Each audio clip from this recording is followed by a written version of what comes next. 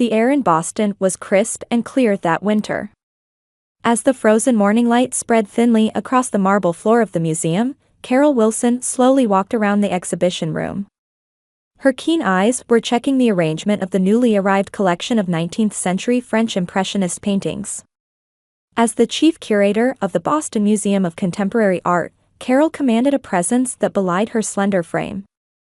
Her chestnut hair, simply pulled back over her shoulders, and her practical black pantsuit were offset by a subtle vintage brooch that gleamed at her collar. "Wonderful arrangement, Carol," her colleague Martha called out. Carol turned with a smile.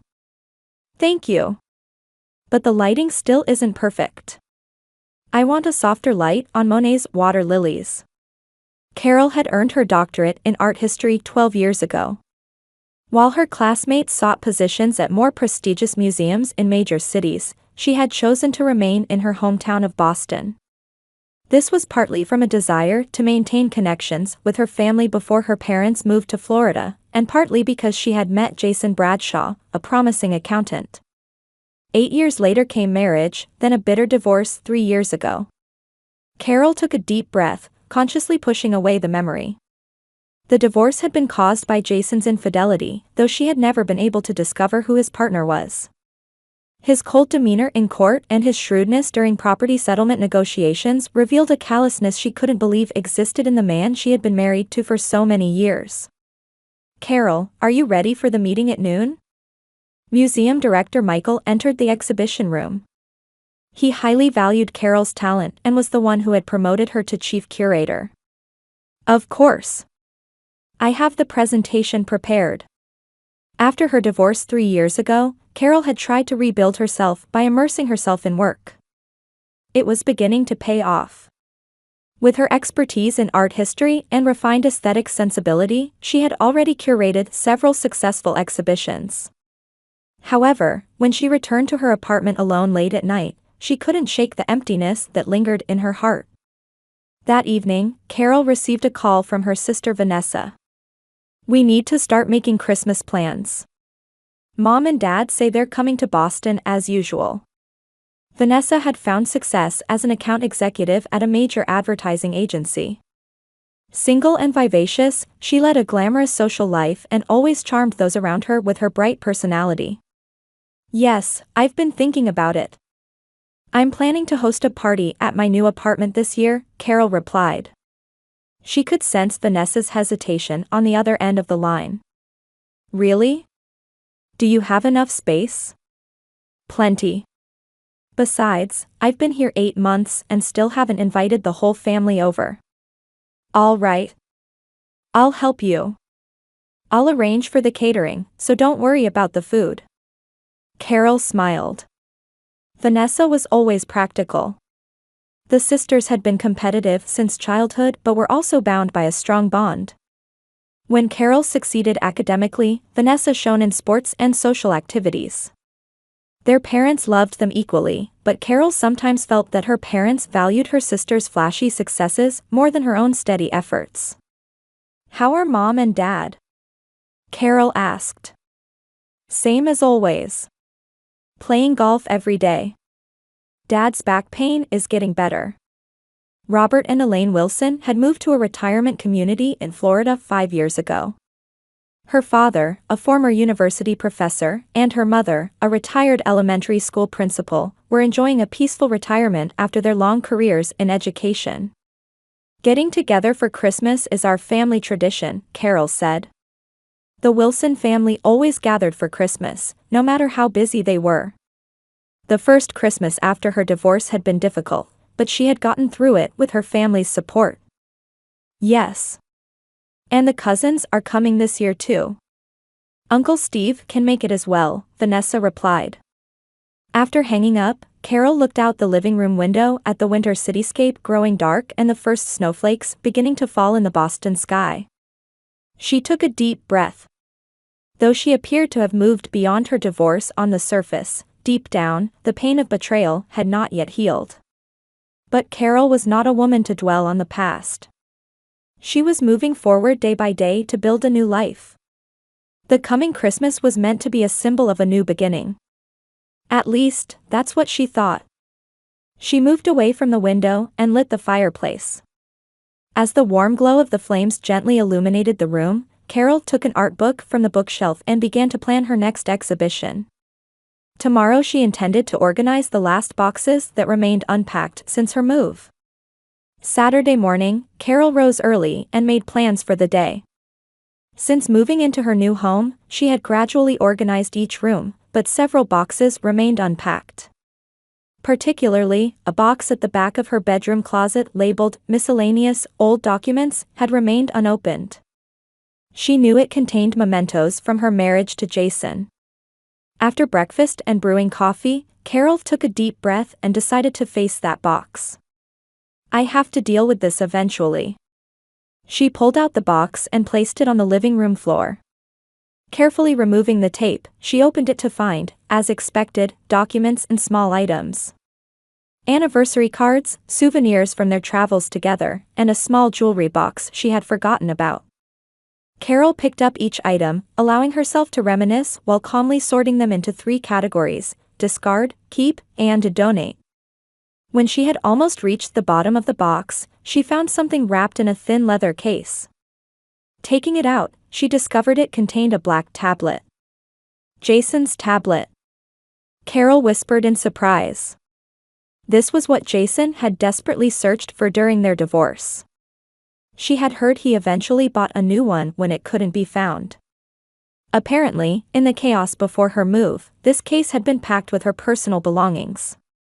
She tried to turn on the tablet, but the battery was dead. Carol searched for a charger, found one, and plugged it in. When the charging symbol appeared, she sighed with relief. Should I return it? But the divorce 3 years ago had been painful.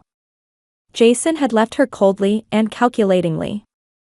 Somewhere inside, Carol harbored a desire to know the truth, who his mistress had been, why he had changed so suddenly. Hours later, when the tablet was charged, the lock screen appeared. Carol tried to recall the password. She attempted several common passwords they had shared, but none worked. Finally, she tried their wedding anniversary date. The screen unlocked. How ironic. Carol smiled bitterly. A man who would use their anniversary as his password had betrayed her. It seemed nothing but ironic. The home screen displayed various app icons. Carol hesitated. This would be invading his privacy. But remembering the trust and dignity he had stolen from her, she moved her finger. Opening the Photos app, she found organized folders labeled Work, Travel, Documents, and Family. Carol tapped on Family. Her heart nearly stopped at the first image displayed. There were Jason and her sister Vanessa, intimately close, his arm around her waist. They both smiled happily, like lovers. No. With trembling fingers, Carol moved to the next photo. Again, there were the two of them. Dinner at a restaurant, a picnic in the park, and a hotel room. Looking at the dates, most were from when she and Jason were still married. Carol's head spun, and her stomach knotted. Her most trusted people, her husband and sister, had been carrying on behind her back. How long had it been going on? How much had they ridiculed her? Continuing her exploration, she found folders named after other women. Opening them revealed equally intimate photos. All were organized by date, showing that Jason had relationships with multiple women. Opening the messaging app revealed exchanges with each woman. Sweet words, promises, and lies. He told each woman that she was the only one he truly loved. But the messages with Vanessa were the most numerous and had continued the longest. Jason, when are you going to tell her? It's been 3 years since the divorce. A recent message from Vanessa. Give me a little more time. The timing isn't right. Jason's reply. But to another woman, he sent an entirely different message. Vanessa? She's just a playmate. You're the only one I'm serious about. Carol's hands shook, nearly dropping the tablet to the floor. She tried to control her emotions with deep breaths, but anger and sadness churned in her chest. her sister and ex-husband. And not just a one-time mistake, they had deceived her for a long period. And it was still continuing. Vanessa seemed to be dreaming of marriage to him, but Jason was maintaining relationships with multiple women, not telling any of them the truth, merely using them. Carol placed the tablet on her lap and gazed out the window. Outside, snow had begun to fall quietly. As white crystals began to cover the city, something changed within her. Sadness and self-pity transformed into quiet determination. She knew the truth now. Carol picked up the tablet and stared at the photos again. Vanessa's smile, Jason's arm, their intimacy. A cold light settled in her eyes.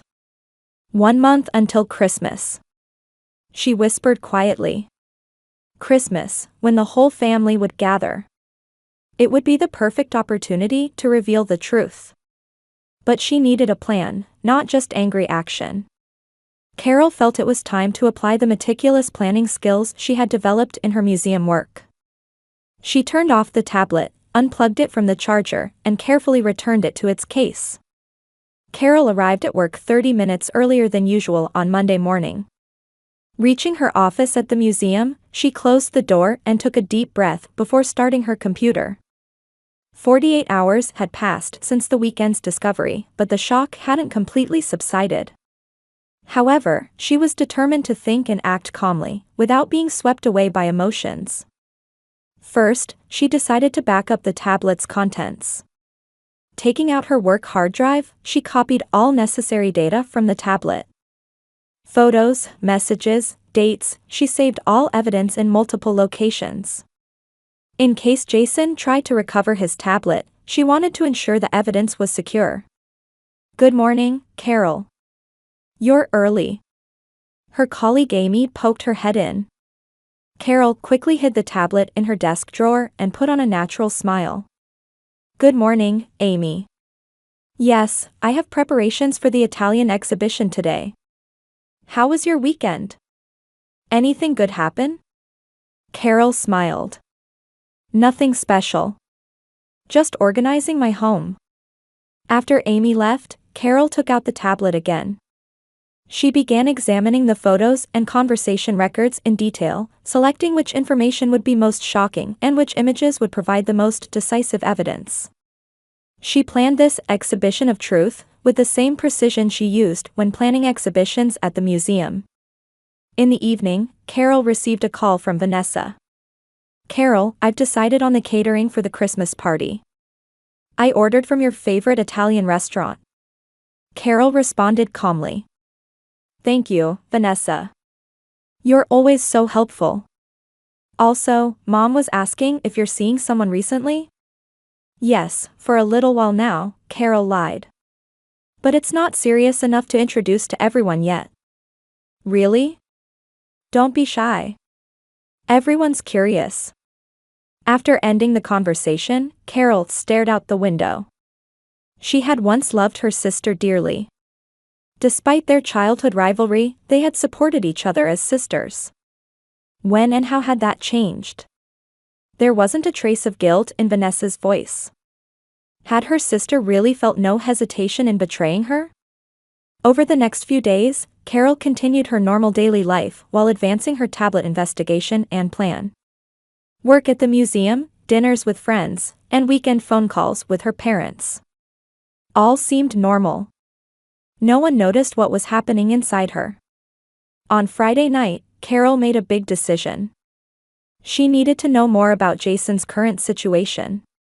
The information she could gather from social media and internet searches was limited. His accounting firm's website confirmed he still worked at the same company, but she couldn't find any more information. On Sunday, Carol steeled her resolve and headed to a cafe that Jason frequented. From the tablet messages, she knew he still maintained the same habits. He liked to spend Sunday mornings alone at this cafe, reading the newspaper over coffee. Peering through the window from outside, she spotted Jason as expected. Carol took a deep breath, put on her sunglasses, pulled her hat low, and entered. Jason didn't notice her as he sipped his coffee while looking at his tablet. Carol sat in a position out of his line of sight and quietly observed. Jason had gained a little weight since she last saw him, and his hair had begun to show flecks of gray. But his face still held the same confidence and charm it always had. 15 minutes later, a young woman entered and sat beside him. Though Carol couldn't hear their conversation, their intimacy was evident. The woman wore no ring on her finger. Carol discreetly took a photo. After leaving the cafe, Carol sat on a bench in a nearby park and looked at the photo she had taken.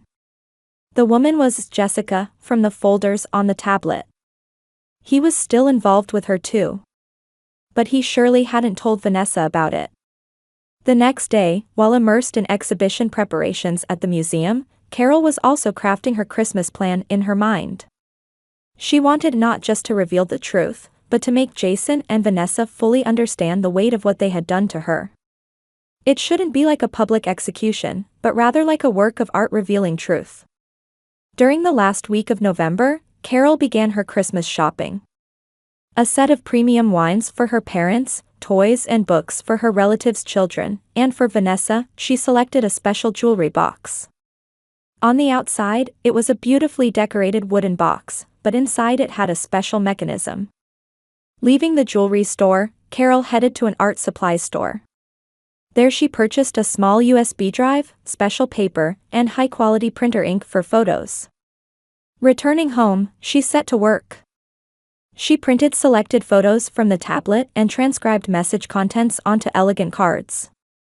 The jewelry box had a special drawer inside where these pieces of evidence could be hidden. She also incorporated a mechanism that would play music when the box was opened. Instead of a gentle classical melody, she used a recording of Jason and Vanessa's conversations. For maximum impact, Carol murmured. As an art historian, she understood the power of symbolism and presentation. The jewelry box wasn't just a container, it was a medium to convey a message. And the presentation had to be perfect. As Christmas approached, Carol responded more warmly than before to calls and messages from her family. She was especially friendly with Vanessa, sometimes inviting her to lunch. Her sister seemed pleased with the change, interpreting it as a sign that Carol was recovering from her divorce. "You really seem better," Vanessa said. "Thanks to your new boyfriend?" Carol smiled. "Maybe. I needed a new beginning in life." "Yes. The divorce from Jason was hard, but now you probably think it was for the best, right?" "Yes, everything happened for a reason," Carol replied quietly. "But I think it's important to know the truth." Vanessa showed a moment of tension but quickly regained her smile. "Of course. The truth always comes out eventually." "Indeed it does, Vanessa." A week before Christmas, Carol made final adjustments to the jewelry box. She had Vanessa's name beautifully engraved on the top of the box and decorated it with red and white ribbons. Outwardly, it looked like a gift of love from sister to sister. But inside, the truth waited. Jason's double life, his lies to Vanessa, and his relationships with other women, all clearly documented. On Christmas morning, when this box was opened, the hidden truth would finally be revealed. "Those who deceived me. But now it's my turn," Carol murmured as she gazed at the jewelry box. Then she wrapped it neatly in wrapping paper and decided where to place it under the Christmas tree. On Christmas Eve morning, Carol woke up early and began preparations. Outside her window, snow continued to fall quietly, wrapping the entire city in a white blanket. She brewed coffee and began cleaning her apartment. For a perfect presentation, the stage must also be perfect. In the center of the living room stood an elaborately decorated Christmas tree, with pre-prepared gifts arranged around it. Among them, wrapped in crimson paper, Vanessa's gift particularly stood out. "Everything is ready," Carol murmured, beginning to set the dining table. She spread the tablecloth and subtly placed framed family photos around. There were pictures of her and Vanessa as children. The sight of them smiling innocently caused pain in Carol's chest, but she suppressed it. This was not the time for sentimentality. At 3 p.m., the first guests arrived. Carol's parents, Robert and Elaine Wilson. "Carol, what a lovely apartment!" Elaine exclaimed, embracing her daughter. "You've decorated it so beautifully." Robert also hugged Carol. "Your first Christmas here. It'll be a special day." Carol smiled. "Yes, it will be truly special." Next, Uncle Steve and his family arrived, followed by the cousins. The apartment gradually filled with conversation and laughter. Carol performed perfectly as hostess, pouring drinks and serving appetizers. No one seemed to notice her inner tension. At 4:30 p.m., Vanessa arrived. She was dressed in a red dress that made her look radiant. In her arms, she carried several gifts. "Merry Christmas," Vanessa said cheerfully, spreading smiles around the room. She kissed her parents and hugged Carol. "Lovely party, Carol." "Thank you," Carol replied. "We've been waiting for you. Now everyone's here." Carol secretly checked the time. She had set a timeline in advance. First dinner, then some conversation, and then gift exchange. According to her plan, the special gift for Vanessa would be given last. For maximum effect, Carol picked up a wine glass and tapped it lightly. "Everyone, dinner is ready. Please take your seats at the table." The meal progressed in a pleasant atmosphere. They discussed family topics, reminisced about old memories, and talked about future plans. Elaine shared stories about life in Florida, and Robert enthusiastically described his new golfing hobby. Vanessa told stories of her success at work, earning everyone's admiration. "Carol, how's your work at the museum?" Uncle Steve asked. "It's going well. A special exhibition of Italian Renaissance paintings begins next month. I'm busy preparing for that." "Wonderful," her mother Elaine said. "I'm so proud of both of you girls, each excelling in your fields." Carol smiled. "Thank you, Mom." Vanessa looked at Carol and asked, "Carol, tell us more about your new boyfriend. Isn't he coming today?" "Unfortunately, he's spending time with his family," Carol answered calmly. "But I'll introduce him to everyone another time." After dinner, the family moved to the living room and gathered around the Christmas tree. Robert took charge as the gifts were exchanged. "This is for Elaine, from Steve. This is for Tim, from Carol." Gifts were opened one after another, with exclamations and words of thanks flying around. Carol smiled quietly, waiting for her moment. Her present was left for last. And finally, Carol stood up and took the red box in her hands. "This is for Vanessa, from me." The room became momentarily quiet. Everyone seemed to sense a special moment between the sisters. "Before you open it," Carol said, "may I say a few words?" The entire family focused on her. "As sisters, we've competed since childhood. But that never changed the fact that we loved each other. Lately, I've been thinking deeply about what's important in life," Carol said quietly. "It's truth. Without truth, neither love nor trust can exist." She looked directly into Vanessa's eyes. "This present is my gift of truth." Carol slowly handed the box to Vanessa. With an expression mixing anticipation and slight tension, Vanessa accepted it. "What a lovely box," Elaine remarked. "So like you, Carol." Vanessa untied the ribbon and opened the wrapping paper. She widened her eyes at the jewelry box that emerged. On its surface was engraved, "To Vanessa, with love." "Open it," Carol urged. When Vanessa lifted the lid of the box, soft music began to play. But it quickly changed to Jason's voice. "Vanessa? She's just a playmate. You're the only one I'm serious about." The color drained from Vanessa's face. She looked inside the box and found the photos and message cards there. The photos showed her and Jason embracing intimately. The dates were from when Carol and Jason were still married. "This is Vanessa's voice trembled. Carol continued calmly. 3 months ago, I found Jason's tablet. There were many photos of you too. From when we were still married. The room fell silent as if frozen. Her parents wore expressions of confusion and shock.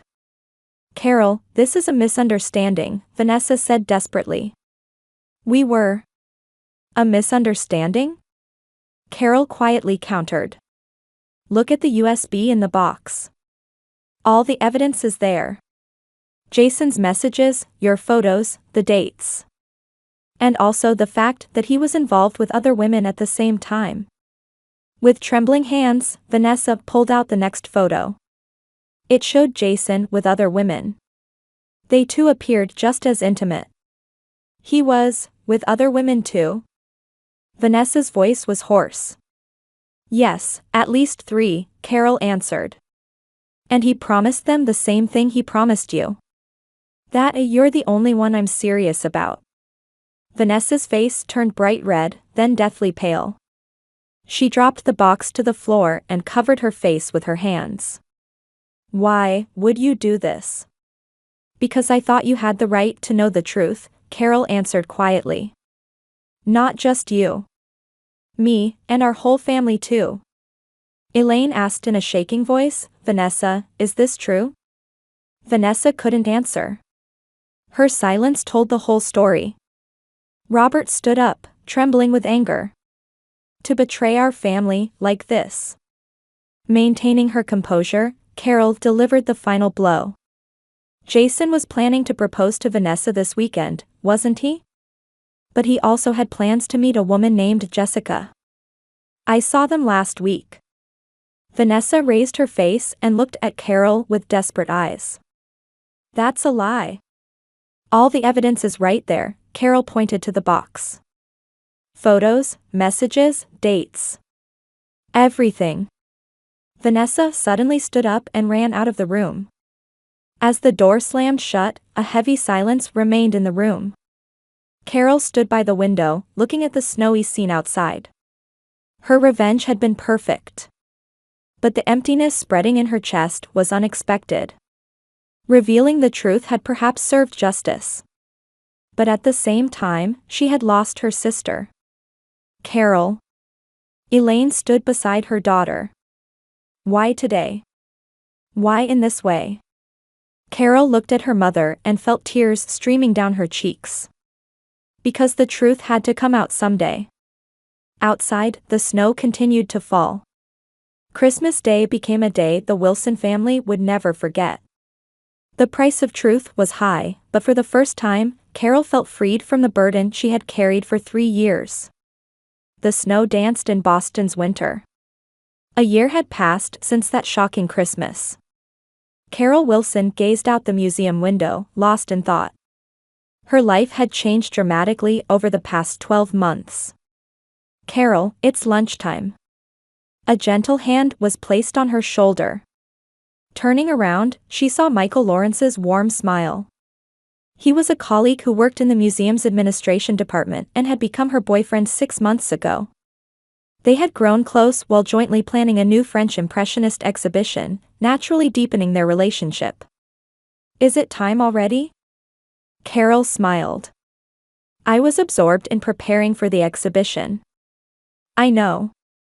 That's exactly why you need a break. As they headed to the cafeteria, they discussed details for next month's exhibition.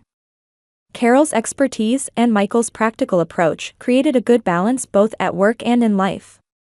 After lunch, Carol returned to her office and picked up a photo frame on her desk. It contained a recent picture of her with her parents. After the Christmas incident, family relationships had deteriorated but were gradually repaired over time. Her parents were initially overwhelmed by shock and sadness but ultimately chose to support both daughters and preserve the family bond. And 2 months ago, Carol received a long letter from Vanessa. It contained apologies, regrets, and wishes for reconciliation. Carol didn't write back immediately, but last week, she finally agreed to meet her sister for coffee. For a new beginning, she whispered quietly. Anger and the desire for revenge had gradually healed with time. Complete forgiveness might still take time, but she was ready to move forward step by step. Meanwhile, Jason Bradshaw's life had taken a nosedive. After that Christmas, Vanessa completely cut ties with him. When his double life came to light, the other women also left him. His professional reputation was damaged, and he lost clients one after another. The last Carol heard, he had been fired from his accounting firm and was living alone in a cheap suburban apartment. The once charming and successful man now lived in isolation, having lost all trust. "Carol, phone call," a colleague called out. "It's your mother." Carol took the phone. "Mom? What is it?" "I just wanted to confirm. You're definitely coming for Christmas, right?" This year's Christmas was to be hosted by her parents at their Florida home. Vanessa was also planning to attend. "Yes, of course. I'm bringing Michael too." After hanging up, Carol gazed out the window again. The snow had stopped, and the sun was peeking through the clouds. The journey that began with that destructive day of truth had led her to unexpected places. There had been pain and loss, but also new love and self-discovery. Carol returned to her desk and began working on plans for the next exhibition. Accepting the past for what it was, she chose to continue walking toward the future. After all, the darkest night is always followed by dawn.